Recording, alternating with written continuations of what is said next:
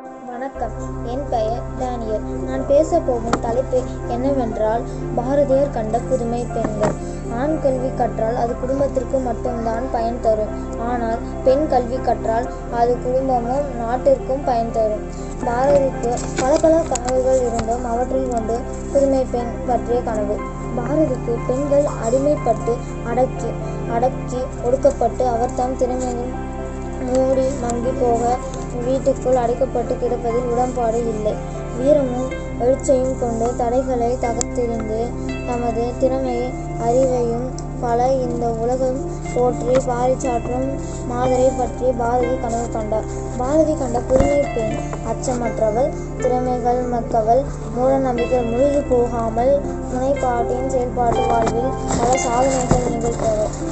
ஆணும் பெண்ணும் நேரென கொள்வதில் அறிவில் ஓங்கி இவ்வையங்களைக்கும் பூமியெல்லாம் தேடுங்கள்.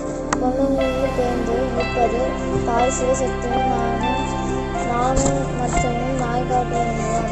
நானும் வரலாம் வீர சாந்திரம் போன் நற்குடி பெண்ணின் குணங்கள் பெண்மை தேவத்தின் பேச்சுகள் கேட்டீர்கள். உலக வாழ்வின் நுட்பங்கள் கேட்கும் வருவது பற்பல நூல்களை கற்கவும் உலக சீருடை நாட்டிசை நாட்டு யாவும் சென்று புதுமை கொண்டிருந்தன. உலக வானொலிகளின் பாரத தேசம் எங்கும் உழைத்திடல் வேண்டும். விலகி வீட்டிலோர் பொந்தி வளத்தை வீர பெண்கள் விரைவில் லோரிவாகும். சாத்திரங்கள் பல செய்வாராம். மூத்த மொய்மைகள் யாவும் மலைப்பாரம் முழக்க கட்டுரை யாவும் தகர்ப்பாகும்.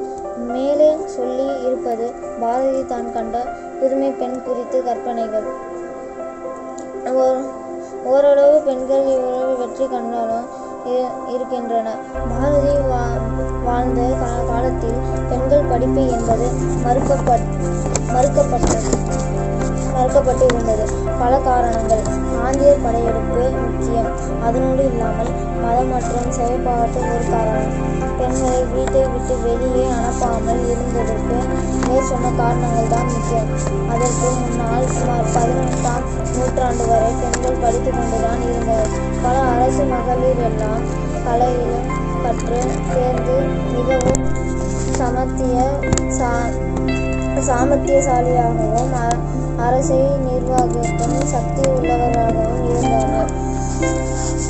அது மட்டும் இல்லாமல் சாவித்ரிபாய் பூலே 1948 பெண்களுக்கு தொடங்கப்பட்ட பள்ளியில் ஆசிரியராக பணியாற்றினார். இவரே நாட்டின் முதல் பெண் ஆசிரியர். நன்றி, வணக்கம்.